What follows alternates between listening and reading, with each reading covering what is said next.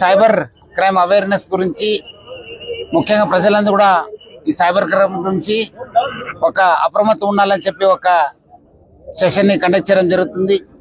అందరు కూడా తెలుసు, హైదరాబాద్ సిటీ పోలీసు గత ఒక నెల నుంచి మంగళవారం లేదా శనివారం ప్రతి కాలనీ, ప్రతి మొహల్లాకు, ప్రతి రెసిడెంట్ వెల్ఫేర్ అసోసియేషన్ దగ్గర వెళ్ళి ఈ సైబర్ క్రైమ్స్ గురించి అవేర్నెస్ తీసుకోవడానికి ఒక కొత్త ప్రయత్నం చేయడం జరుగుతుంది. దేశంలో ఎక్కడ లేని విధంగా హైదరాబాద్ సిటీ పోలీసు ఈ ఒక కార్యక్రమం చేపడుతుంది.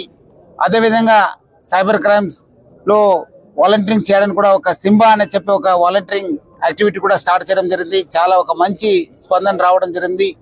ఈ సైబర్ క్రైమ్ క్రిమినల్స్ అందరూ కూడా రెండు మనలో ఉన్న ఒక వీక్నెస్ నుంచి వాళ్ళు చాలా ఎక్కువ ఇన్వాల్వ్ అవుతున్నారు. చాలా మంది ఎక్కువ క్రైమ్స్ ని కమిట్ చేస్తున్నారు. ఒకటి ప్రజల్లో ఉన్న ఒక ఆశ, ప్రజల్లో ఉన్న ఒక భయము, రెండు కూడా ఆసరగా తీసుకుని ప్రజలందరూ కూడా చాలా మోసం చేస్తున్నారు.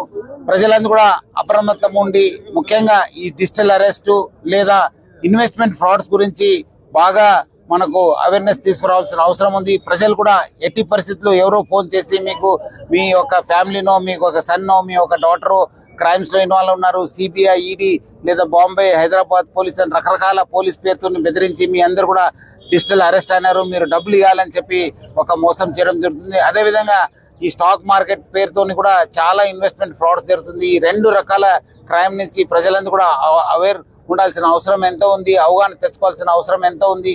అదేవిధంగా ఇప్పుడు కొత్త సంవత్సరం వస్తుంది, అది భాగంగా ప్రజలను కూడా మోసం చేయడానికి మీకేదో కొత్త మీకు ఓచర్ వచ్చింది, గిఫ్ట్ ఓచర్ వచ్చింది, లేదంటే బొనాన్సా వచ్చింది, మీరు ప్రైజ్ వచ్చిందని చెప్పి మీకు మోసం చేసే అవకాశం ఉంటుంది. ప్రజలందరూ కూడా ఈ ఒక నూతన సంవత్సరంలో కూడా అప్రమత్తం ఉండాలని చెప్పి కోరుతున్నాను.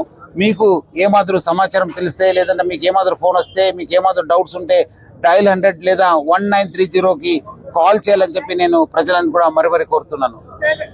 రాష్ట్ర డీజీపీ గారు సిటీకి సంబంధించి మీ నేతృత్వంలో ఏర్పాటు చేయడం జరిగింది. దాని గురించి ఒకసారి సిట్ ఏర్పాటు చేయడం జరుగుతుంది. డెఫినెట్లీ ఇన్వెస్టిగేషన్ చేయడం జరుగుతుంది. త్వరలోనే దానికి సమాచారం కూడా, ఎందుకంటే ఇంకా ఇంట్రాగేషన్ నడుస్తుంది, ఇంకా పోలీస్ కస్టడీలో ఉన్నారు. డెఫినెట్లీ మనం మొత్తం కంప్లీట్ అయిన తర్వాత మీకు డీటెయిల్ గా తెలియపరుస్తాను.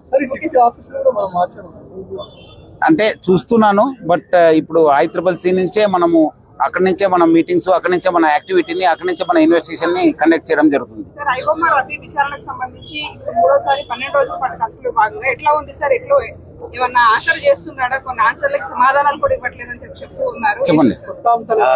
ఐబొమ్మకు సంబంధించి ఇంకా ఇంట్రోగేషన్ నడుస్తుంది. మీరు అనుకున్నట్టు ఇంకా ఏదైతే బయట రూమర్ చేస్తుందో వాళ్ళు ఇంకా సమాధానం సరిగ్గా ఇవ్వట్లేదు, ఏది అవును కాదు అది తెలియదు అని చెప్పి అంటున్నారని చెప్పి వస్తున్నాయి, న్యూస్ లో కూడా వచ్చింది. బట్ అట్లా కాదు, అది మాకు సమాధానాలు మేము రాబట్టుకునే టెక్నిక్స్ మాకున్నాయి, రాబట్టుకుంటాం. బట్ అది బయటికి మేము చెప్పలేము. సో దానికి ఇంట్రోగేషన్ జరిగిన ఐటమ్స్ అన్ని మనం ఇన్వెస్టిగేషన్ లో తీసుకురావాల్సి ఉంది. రేపు ప్రాసిక్యూషన్ కి హ్యాంపర్ అవుతాయి కాబట్టి మేము చెప్పలేకపోతున్నాం. మొన్న అప్పుడు డీజీ గారు చెప్పిన అదే ఒక డీటెయిల్ స్టేట్మెంట్ దానిపైన ఉంది. సో డెఫినెట్లీ ఇంకా ఏమాత్రం అడిషనల్ సమాచారం వస్తే మీకు తెలియపరుస్తాను. అదే నిన్న నేను ఇప్పుడు చెప్పినట్లు అక్కడ ఈ మ్యూల్ అకౌంట్స్ ని ప్రజలందరూ కూడా చాలా మంది తెలుసో తెలియకో ఓపెన్ చేస్తున్నారు. దానివల్లనే చాలా ఎక్కువ సైబర్ క్రైమ్ జరుగుతుందని చెప్పి తెలియపరిచాను. అదేవిధంగా మనకు బ్యాంక్ నుంచి సమాచారం రావాల్సిన అవసరం ఉంటుంది, అవి కొంచెం డిలే అవుతుందని చెప్పి చెప్పడం జరుగుతుంది. అదేవిధంగా చాలా మంది మనకు బ్యాంక్స్ కూడా రకరకాల ఫార్మాట్ లో ఇన్ఫర్మేషన్ ఇవ్వడం జరుగుతుంది, దాన్ని స్టాండర్డ్ చేయని చెప్పి చెప్పడం జరుగుతుంది. అదేవిధంగా మనము అంతకుముందు సెల్ ఫోన్స్ లో రింగ్ టోన్ వచ్చేది, డిజిటల్ అరెస్ట్ కావచ్చు, 1930 గురించి కానీ సైబర్ క్రైమ్ గురించి అది మళ్ళీ పునరుద్ధరించాలి, ఎందుకంటే చాలా మంది ప్రజలు మోసపోతున్నారని చెప్పి చెప్పడం జరుగుతుంది. అట్లానే మనము ఈ ఒక అకౌంట్స్ ఓపెన్ చేసే సమయంలో చాలా కట్టుదిట్టమైన ఒక ఇన్ఫర్మేషన్ రాబట్టుకోవాలి. ఏదో మనము ఇక్కడ ఈ కేవైసీ అని చెప్పి, ఎలక్ట్రానిక్ కేవైసీ అని చెప్పి చాలా మంది అకౌంట్స్ ఓపెన్ చేస్తున్నారు. దాని కూడా ఎందుకంటే ఒక్కొక్కరు 20-30 అకౌంట్స్ ఓపెన్ చేస్తున్నారు, దానికి ఆధార్ లింకా లేదా ఒక ఫోన్ నంబర్ తో లింక్ ఉండాలని చెప్పి కూడా మనము రిక్వెస్ట్ చేయడం జరుగుతుంది.